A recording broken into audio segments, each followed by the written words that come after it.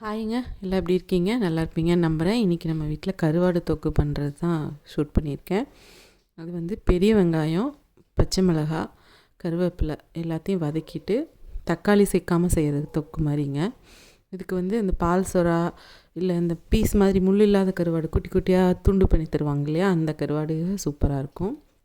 இந்த வெங்காயம், பச்சை மிளகாய், கருவேப்பிலை எல்லாம் நல்லா வதங்கினதுக்கப்புறமா மஞ்சத்தூளும் வரமிளகாத்தூள் அது மட்டும்தான். அது மட்டும் போட்டுட்டு இஞ்சி பூண்டு பேஸ்ட்டு கூட போடாமல் செஞ்சு பாருங்கள். 2 குண்டா சாப்பாடு வேணாலும் சாப்பிட்லாங்கிற அளவுக்கு சூப்பராக இருக்குது. அந்த ஒரு துண்டு கருவாடு வச்சுக்கிட்டோம்னா அவ்வளோ சூப்பராக பண்ணலாம்.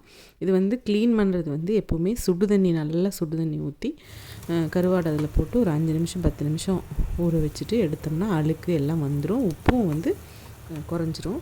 அதுக்கப்புறமா இதை சேர்த்துக்கிறது தான்.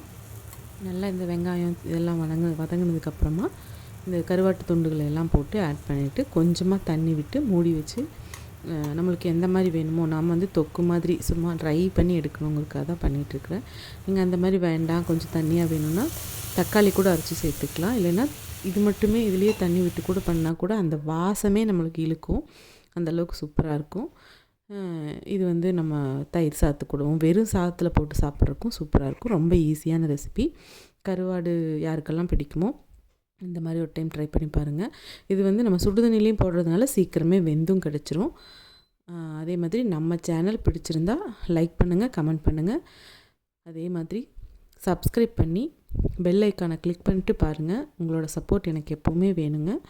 கண்டிப்பாக சப்போர்ட் பண்ணுங்கள். இதை விட இன்ட்ரெஸ்டிங்கான வேறு வீடியோவோட உங்களை சந்திக்கிறேன். Thanks for வாட்சிங்க.